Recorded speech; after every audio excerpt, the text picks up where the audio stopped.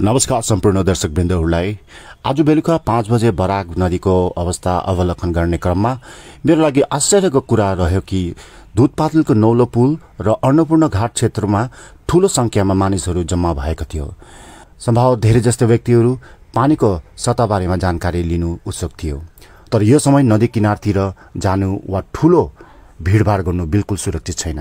यदि अहिलेको अवस्थामा डराउनु पर्ने खालको परिस्थिति छैनन्, कृपया आतंकित नहुनुहोस्। मेरो विनम्र सुझाव छ, कृपया यस्तो जोखिम नलिनुहोस्।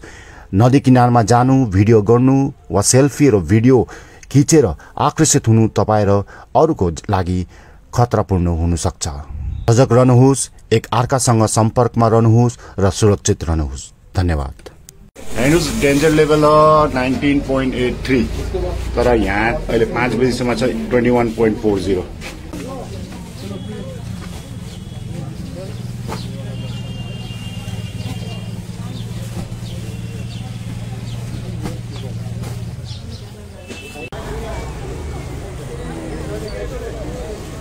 नदीको रफ्तार हेर्नुस् त, पानीको करेन्ट हेर्नुस्। तपाईले हिजो हेर्नु भएको थियो होला, यता सिडी देख्दै थियो, अहिले त सिडी पनि माथि नै चढिसकेको छ। हेर्नुस् होला,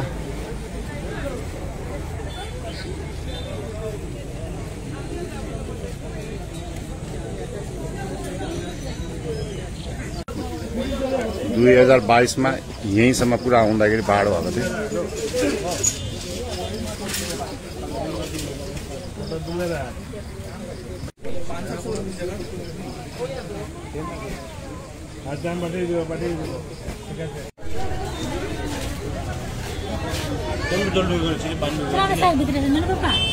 पहिला त 2022 मा त यता पनि पसेको थियो,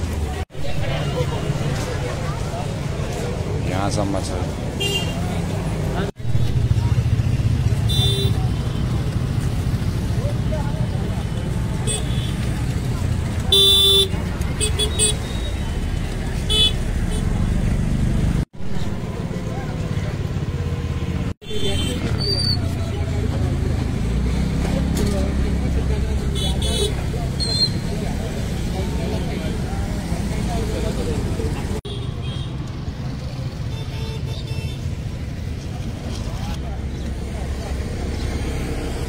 मान्छेहरू हेर्नुस्, पानी हेर्नुको लागि चाहिँ यसरी भिड भएको छ।